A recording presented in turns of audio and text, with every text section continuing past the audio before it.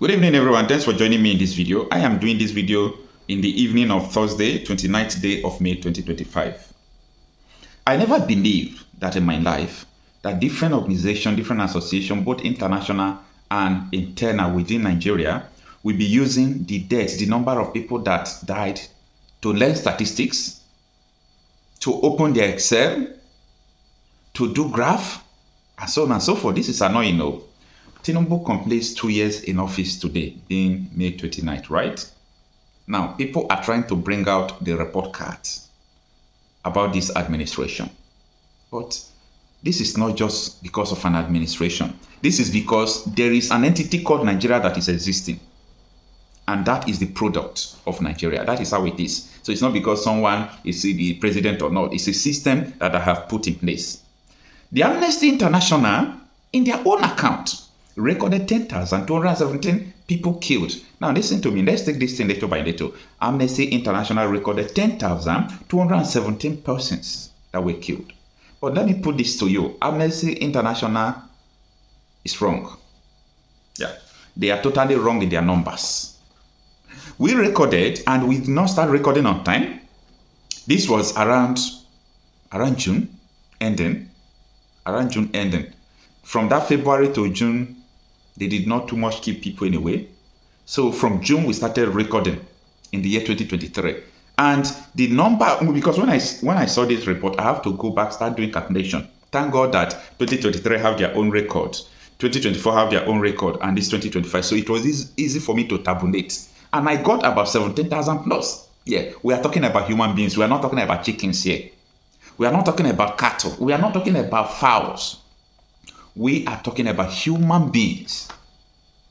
I think people will say, well, Amnesty International, where do you see your figure? 10,000 is too much. Hey, shut up. Only this month, how many people?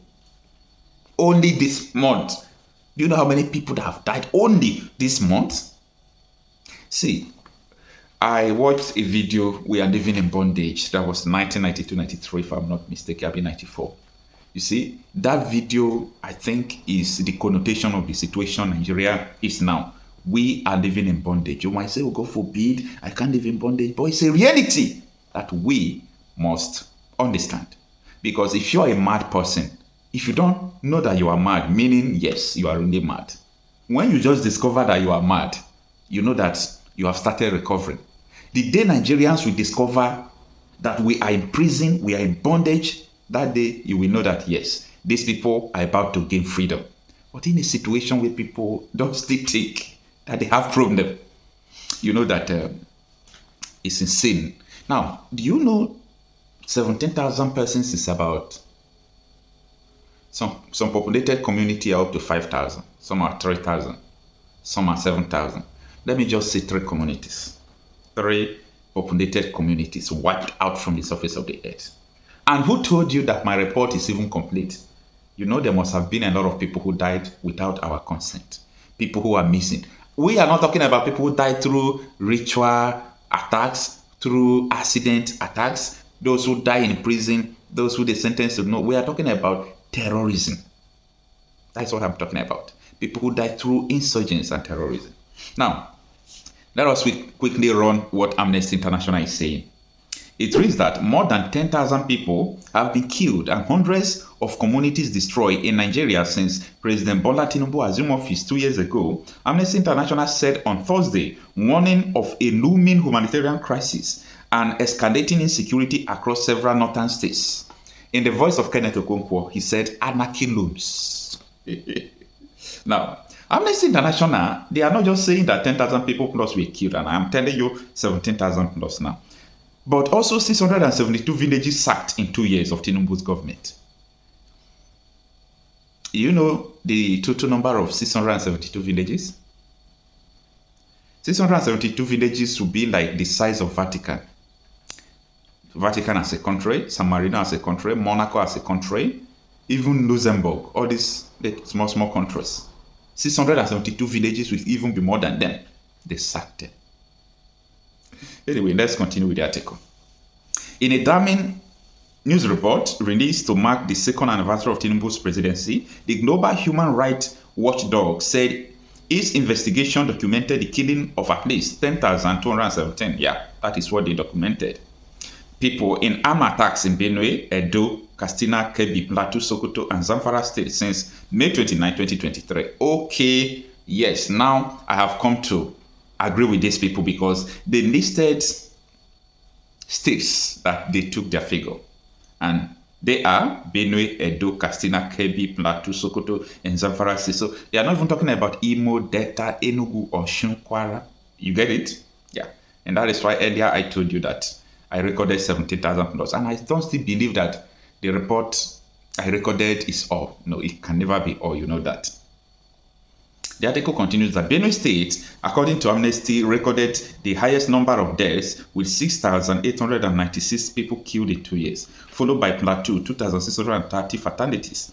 The report said 672 villages were sacked by government and bandits across these states, deepening mass displacement and threatening food security. And this is what he said. Today marked exactly 2 years since President Bola Tinubu assumed office, with a promise to enhance security. Instead, things have only gotten worse as the authorities continue to fail to protect the rights of life, fiscal integrity, liberty, and the security of tens of thousands of people across the country, said Issa Sanusi, director of Amnesty International Nigeria. The report noted that in the 2 years since President Tinubu's government assumed power, new armed groups have emerged, including Lakurawa in Sokoto and Kebbi State and Mamuda in Kwara State, while hundreds of villages have been sacked by gunmen in Benue, Borno, Katsina, Sokoto, Plateau, and Zamfara State.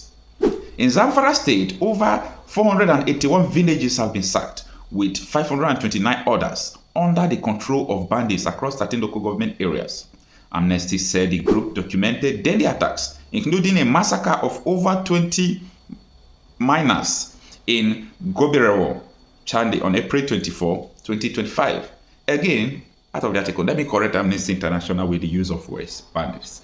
I fought everyone who always use the word bandits. No, these people are terrorists. The article continues that the report also highlighted atrocities in Plateau and Benue, where entire communities were raised in critical infrastructure such as boreholes, clinics, school, grain reserve, and places of worship destroyed. These attacks deprive people of their right to life, while the survivors are deprived of their livelihood, Sanusi said. More than 450,000 in Benue and 65,000 in Plateau have been displaced, many now resorting to begging, unable to farm or return to their communities. Amnesty concluded that the government's failure to act decisively has fueled a circle of impunity that embodied armed group and leaves millions at risk. Now, this part of Amnesty International's action accused Nigeria government of aiding terrorists. You get it? They said, and I quote, Amnesty concluded, this is a conclusion, that the government's failure to act decisively has fueled a cycle of impunity that embodies armed group and leaves millions at risk. That is very correct. I repeat for the third time. A local government chairman just told us that the military men, personnel, said that they do not receive order to fight terrorists who are attacking behind their barracks. It is true. Now, the last paragraph of the article reads, President Tinubu must fulfill his promise to Nigerians and urgently address the resurgence of the nation's endemic security crisis. The recent escalation of attacks by Boko Haram and other armed groups shows that the security measures implemented by President Tinubu's government are simply not working, Sanusi said. Wow. Now, let me be honest. There is a difference between real talk and political talk. What these politicians said in private is totally different from what they are saying in public. Because I'm reading with Amnesty International where they are saying that Tinubu promised to fight security. That is false. Tinubu never promised to fight security. But Tinubu said that if I fight insecurity, that people are going to kill me. This is just exact thing that he said. So trying to twist it, no, it doesn't work. It's not going to work. That is the reality. It is so painful. Just imagine the number of people, this number is insane, Where do we start from here?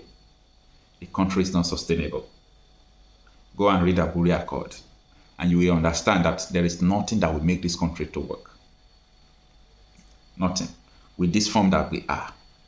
But I do not say that people should not play their politics. I do not say people should not do their business, but continue to do it at the detriment of your people. One day, the result will come, and it will come unexpected.